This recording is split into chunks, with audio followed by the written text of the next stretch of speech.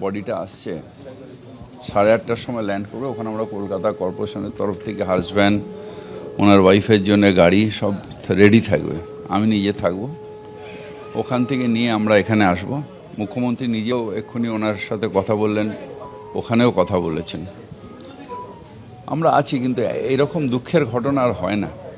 এত কষ্টের আনন্দ করতে করতে পরিবার নিয়ে আমি বেড়াতে গেলাম, আর আমার দেহটা আসছে। এটা কাপুরুষদের কাজ, নিরীহ মানুষকে খুন করা। যারা কাপুরুষ তারা এটা করে। ববিতা, এই পরিবারের কাছে যে খবর এখনো পর্যন্ত এসছে, যতটুকু জানা যাচ্ছে যে জঙ্গিরা সেই সময় জিজ্ঞাসা করেছিল সমীর বাবুকে মোদি কা আদমি হ্যায়, মানে এইভাবে যে ঘটনা ঘটলো কিভাবে আমি এর থেকে অনেক বেশি হচ্ছে মানুষের প্রাণ। যারা মারছে তারা কাপুরুষ, যারা ফুলবামাতে খুন করেছে তারাও কাপুরুষ, আর যাদের অপদার্থতার জন্য হয়েছে তাদেরও ধিক্কার জানাই। পরিবারের সঙ্গে কথা বলছিলাম, যে বিষয়টা তারা বলছিল যে সাহায্যের জন্য, সহযোগিতার জন্য, সব থেকে বড় বিষয়টা সাহায্য কীভাবে করা যাবে।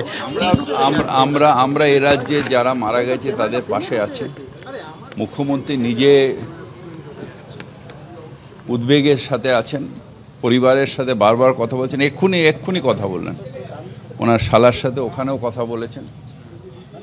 ওই পরিবার যিনি বেহালায় যার বাবা মা থাকেন, ওনারা থাকেন পাটুলি। ওখানে মন্ত্রী ফিরহাদ হাকিম তিনি পৌঁছে গিয়েছেন। দেখছেন বেহালায় সমীর গুহ, যার মৃত্যু হয়েছে গতকালই জঙ্গি হানায়। একদিকে বিতানের দেহ যেমন আজকে এসে পৌঁছবে, সমীর গুহর দেহ কিন্তু আজকে এসে পৌঁছবে। প্রশাসনের পক্ষ থেকে সব রকম সহযোগিতার আশ্বাস দেওয়া হয়েছে। আমি আপনাদের সরাসরি একবার মনোজ বন্দ্যোপাধ্যায়ের কাছে নিয়ে যাব, যেখানে পুরুলিয়ার বাসিন্দা মনীষ রঞ্জন, তাঁরও মৃত্যু হয়েছে কিন্তু গতকাল। মনীষ, পরিবারের কাছে এখনো পর্যন্ত প্রশাসনের কেউ পৌঁছেছেন? কোনো আশ্বাস তারা পাচ্ছেন? দেহ কখন আসবে? দেখো, দেহ আসার ব্যাপারে কথাবার্তা চলছে, ওখান থেকে প্রক্রিয়া চলছে। তোমাকে দেখাবো যে বাড়ির সামনে প্রচুর ভিড়। দীপ্তেন্দু দেখাচ্ছে যে এই যে বাড়ি, মনীষের বাড়ির সামনে আমরা রয়েছি, সেখানে কিন্তু পাড়া প্রতিবেশীরা সকাল থেকে ভিড় করছেন। স্থানীয় যারা জনপ্রতিনিধি তারা যেরকম ভিড় করছেন, সকলেই আসছেন। বাড়িতে একটা কান্নার পরিস্থিতি। তার বাবা হার্টের পেশেন্ট, তিনি শয্যাশায়ী হয়ে গেছেন।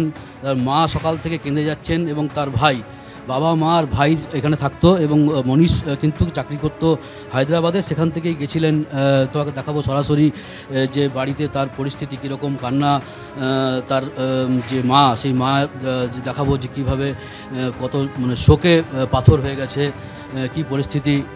দেখাও যে বাড়িতে মহিলারা যে কান্নাকাটি করছেন, সেই পরিস্থিতি তোমাকে সরাসরি দেখাচ্ছি। বাইরে থেকে কেউ কথা বলতে চাইছেন না, এতটাই শোকগ্রস্ত